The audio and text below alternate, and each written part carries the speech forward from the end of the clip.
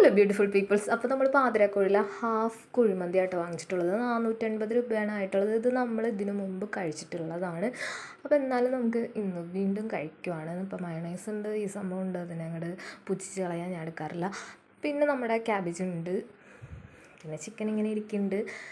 ഇനി നമുക്ക് റൈസ് എടുക്കാം. റൈസും നല്ല അടിപൊളിയായിട്ട് കാണാനൊക്കെ നല്ല ലുക്കായിട്ടിരിക്കുന്നുണ്ട്. ഇനി നമുക്കിത് കുറച്ച് വിളമ്പിയിട്ട് അങ്ങോട്ട് കഴിക്കാം കേട്ടോ.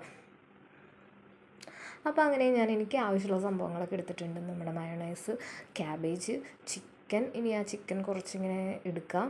അപ്പോൾ ചിക്കനൊക്കെ നല്ല വെന്ത് നല്ല അടിപൊളിയൊക്കെയാണ്. അപ്പോൾ അതങ്ങനെ എടുത്ത് വെച്ച് മയോണൈസ് അതിലേക്ക് കുറച്ചങ്ങോട്ട് കൂട്ടിയിട്ട് അങ്ങനെ അങ്ങ് കഴിക്കാം കേട്ടോ. അപ്പോൾ ഇതിൻ്റെ ഒരു ടേസ്റ്റ് എന്ന് പറഞ്ഞാൽ ഒരു ഡീസൻറ്റ് ടേസ്റ്റ് അത്രയേ ഉള്ളൂ. ഭയങ്കരമായ ടേസ്റ്റൊന്നുമില്ല. ഞാൻ ഏലക്ക അങ്ങ് തട്ടി വന്നിട്ടുണ്ട്. വെറുതെ ഏലക്ക കടിച്ച് ഉള്ള ടേസ്റ്റ് കളയണ്ടല്ലോ. ഇനി നമുക്കിത് ചിക്കൻ ഇങ്ങനെ മയോണൈസിൽ മുക്കിയിട്ട് അങ്ങനെ അങ്ങോട്ട് കഴിക്കാം കേട്ടോ.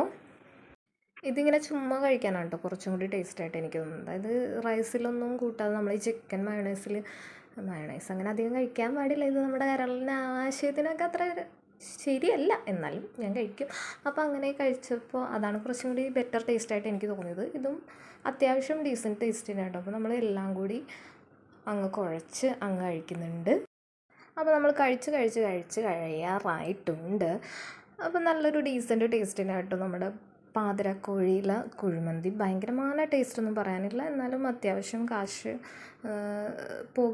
പോയിട്ടില്ല എന്ന് നമുക്ക് തോന്നുന്ന തരത്തിലൊരു ഫീൽ വരുന്ന കുഴിമന്തി തന്നെയാണ്. അപ്പോൾ അത്ര ഇന്നത്തെ വീഡിയോ ഇഷ്ടപ്പെട്ട ലൈക്ക് ചെയ്യുക.